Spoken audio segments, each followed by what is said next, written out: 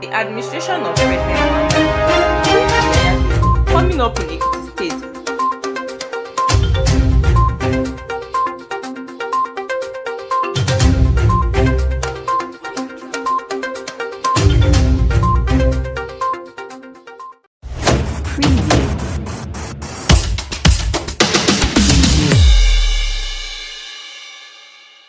This year, 2022, marks the 29th anniversary of the June 12th election conducted in 1993. The election, which was adjudged as the freest and fairest, produced Moshood Kashimawo Abiola. Have Nigerian politicians learned from their lessons so far? If yes, how have they been able to utilize such lessons in the interest of democracy? Is it possible to have such election in Nigeria again?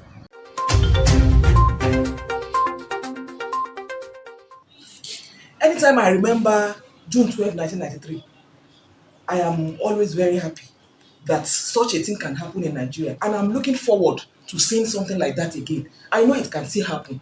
Nigeria, we are agents of change. We can change things. We only need a little more pampering and a little more enlightenment to know that what happened in 1993, June 12, can still happen in Nigeria. And it is when it happens that we can have the Nigeria that we have always been clamoring for.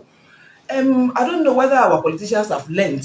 In one area, I found out that some things got worse because this issue of vote buying never occurred in June 12, 1993. And now that the federal government of Nigeria now has pronounced June 12 as Democracy Day, I want all of us to work towards making it real democracy that we have been clamoring for, that we have been yearning for in Nigeria. And I know that by the time we join our hands together to right all the wrongs that so many people have done in Nigeria, we can turn Nigeria around and have a Nigeria that will be voting like we want the one we did in June 12, 1993.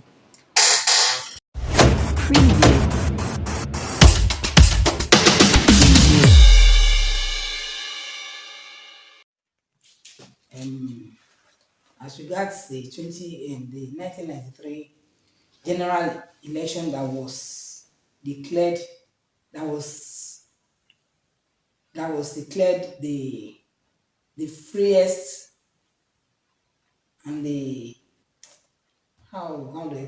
freest election so far, free, fair, and that is the freest election. By now, I would have expected that we would have learnt our lessons as regards, but we have not.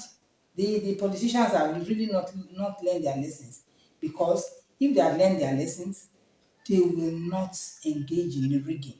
There are a lot of rigging when it comes to elections, vote buying, you spending money to gain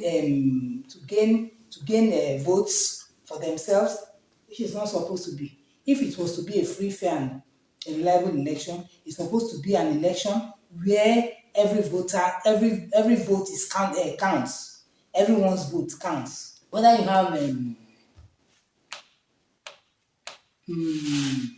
have your own favorite politician, yes, that you want to vote for. Maybe you have seen the politician's manifesto and then you want to vote for him. You should be allowed, whoever you vote for, the votes should count. Because when votes count, that is when you have a free, fair, and a reliable election. But these days in Nigeria, it has not been so. So we have never. I don't see in the nearest future how we are, except if all these things are abolished. I mean, buying of votes, buying of delegates and all the, except it is abolished. Except that, if not that, then I cannot see Nigeria having another free, fair, and what do they call it? There's that last one, say, free, fair, and reliable election in the nearest future.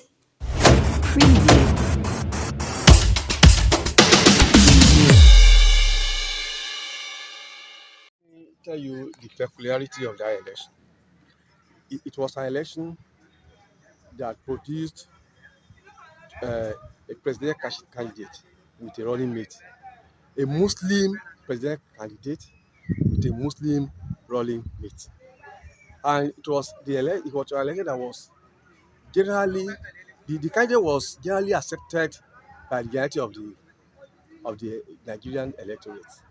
So, and the country, that was the only time when people forgot about their either ethnic or tribal or their religious differences.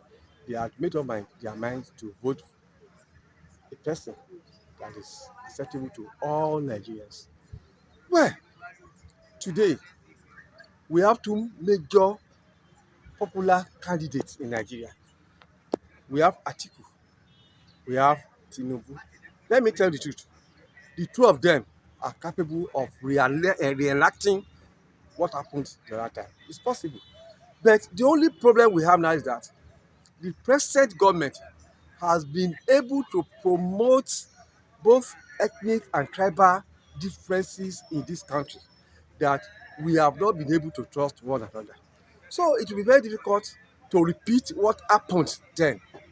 The level of tribal mistrust, religious intolerance that we have now had never happened then.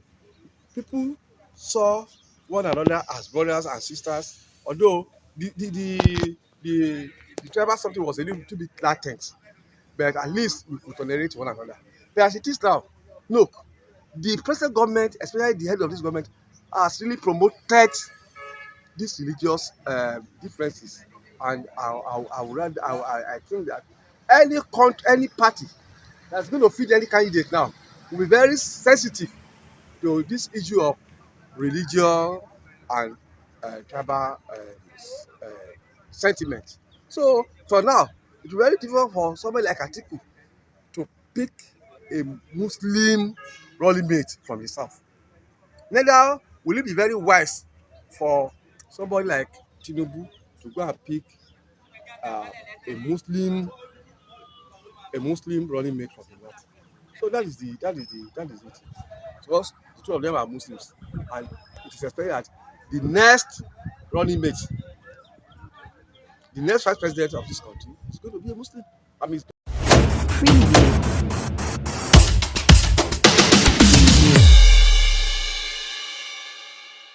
Leaders, especially politicians, have learned about the uh, 29th year anniversary of uh, the best election so far, the most freest and fairest election so far, the June 12th, 1993 presidential election, which produced Moshood Kashimawo Olawale Abiola as our president, but who was never given because of the military arrogance and hypocrisy.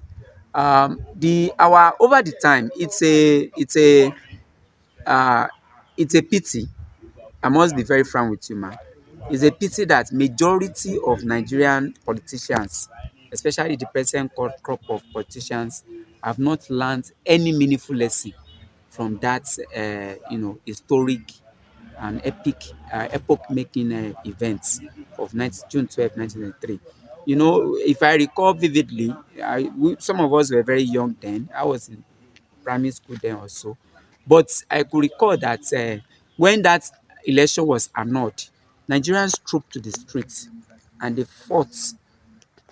And Abiola eventually, you know, fought because of Nigerians backing him strongly. He went to prison, and we learned that it was tea that killed him and things like that. But talking about the lessons that our political elites have learned, I want to state categorically that most of them have not learned any meaningful lesson from that episode, that historic event. Why am I saying this?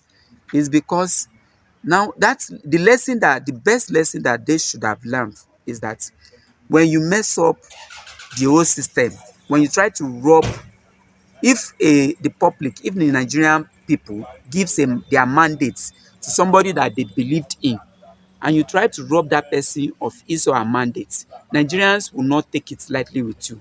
They will fight like they did that time. But do you know what has been happening? These politicians, in fact, what you find out is that those who actually fought for this democracy, they are not the ones that are enjoying the dividends of that democracy. They are not even the ones in power. Look at the likes of President Muhammad Buhari. What did he do during this thing?